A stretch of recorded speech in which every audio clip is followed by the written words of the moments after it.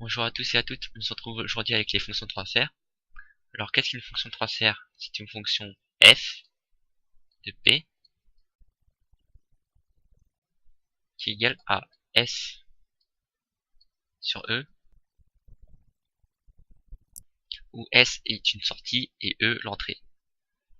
Alors, par exemple, prenons l'équation différentielle.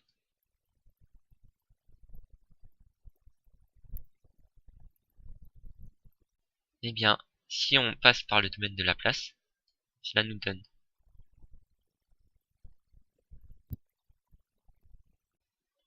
on peut factoriser par s de p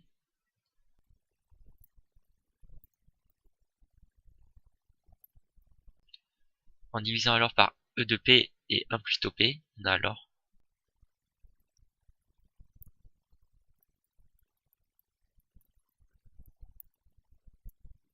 cette fonction de transfert 1 sur 1 plus tau p, c'est ce qu'on appelle un premier ordre, car au dénominateur, on a un p de degré 1, le degré du polynôme en p. Et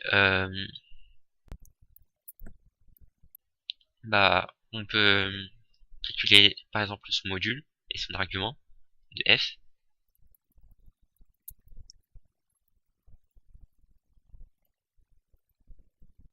On rappelle que le module d'un quotient, c'est le quotient des modules. Le module de 1, c'est 1. Et le module de 1 sur tau p, et bien en fait, le p, il faut le voir comme un j oméga. Donc, bien sûr, le j, c'est le nombre imaginaire pur, dont le carré vaut -1. Et ça, c'est l'équivalent du i en mathématiques. Ça, c'est égal à 1 sur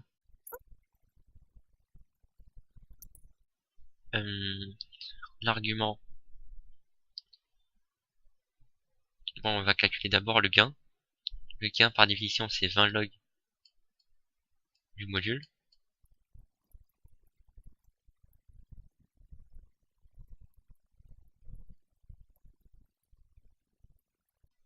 On peut utiliser la propriété du log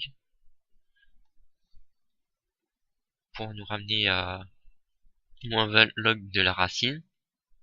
Et aussi retirer la racine pour passer à moins 10 log de 1 plus tau oméga le tau carré.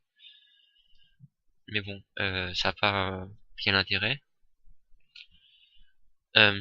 Passons à l'argument.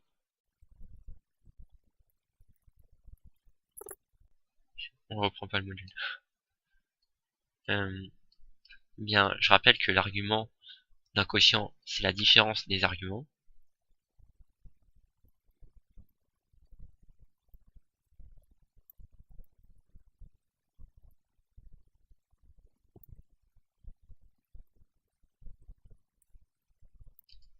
Si je trace le graphe complexe, l'argument de 1 c'est un réel positif, ça se situe par là. Son angle par rapport à l'abscisse, ça vaut 0. Donc cette quantité-là vaut 0. Et celui-là, c'est sa partie réelle c'est 1. Et sa partie imaginaire, c'est tau oméga. On reconnaît alors ici la tangente.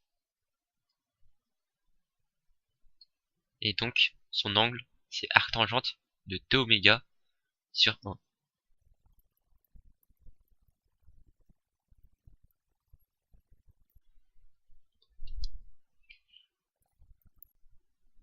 peut alors tracer le diagramme de Bode. Alors, par définition, le diagramme de Bode, c'est un diagramme de gain et de phase. C'est deux diagrammes, en fait.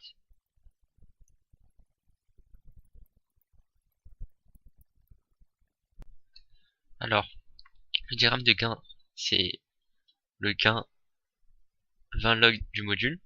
comme ce qu'on a calculé ici, un log de f, module, et l'échelle des abscisses est logarithmique, c'est-à-dire que c'est les puissances de 10. Par exemple, ici, on peut avoir 10, puis après, une unité plus loin, c'est 100,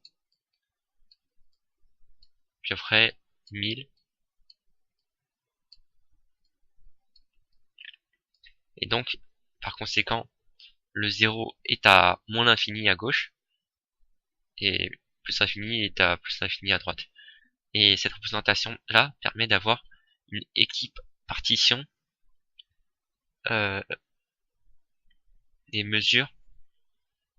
Par exemple, si on veut étudier le son, donc le son pour l'humain c'est entre 20 Hz et 20 kHz, on aura une bonne répartition de l'étude.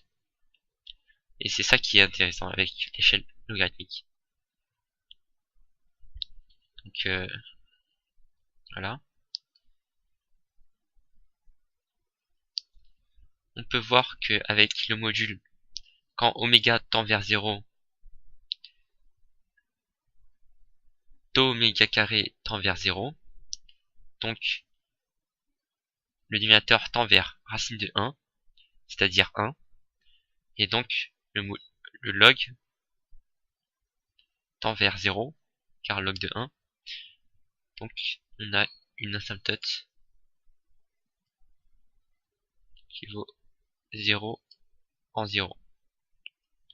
Et en plus l'infini, le taux oméga remporte sur le 1. Donc, les carrés et la racine vont s'annuler. On a du 1 sur taux oméga. On peut même dire que avec le log du produit, c'est la somme des logs. Et le log de taux sera négligeable devant le log de oméga. Et on rappelle que c'était au dénominateur, donc on a un moins 20 log de oméga. On aura alors une pente de moins 20 log de oméga à partir d'un point. Voilà, ça c'est l'asymptote en infini.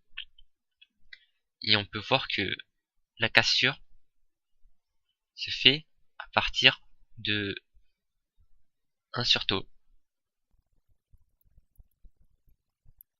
Ça, on appelle la courbe asymptotique de gain, car en fait, la courbe réelle à 1 sur taux est à moins 3 décibels, qui se trouve ici. C'est l'écartement maximum entre le diagramme, entre la courbe asymptotique et la courbe réelle. Et ça vaut exactement 20 log de 1 sur racine de 2, ou 20 log de racine de 2 sur 2. Et c'est environ égal à moins 3 dB. Et la courbe réelle, elle fait à peu près quelque chose comme ça. Je vous mens pas, hein. Si on remplace le oméga par 1 sur taux, on a ici qui vaut 1. 1 au carré, ça vaut 1. 1 sur racine de 2. 20 log de 1 sur racine de 2. C'est ce point-là. Pour vérifier ça, il suffit de dériver pour connaître le maximum d'écartement, si vous souhaitez. Et pour la phase, on a du moins arctangente. Je rappelle que l'arctangente, c'est une fonction qui ressemble à ça, qui part de moins puissance 2 à puissance 2, qui vaut 0 ici. Et donc, moins arctangente, ça sera plutôt une courbe comme ceci. Mais on a dit que oméga, il commence à 0. Donc, ça part de oméga qui vaut 0, donc arctangente de 0, c'est ici. Et en plus l'infini, moins arctangente de oméga, ça tend vers moins pi sur 2. Donc, ça fait un truc ici, ou ici c'est moins pi sur 2. Et on peut voir aussi que la cassure se fait à 1 sur tau.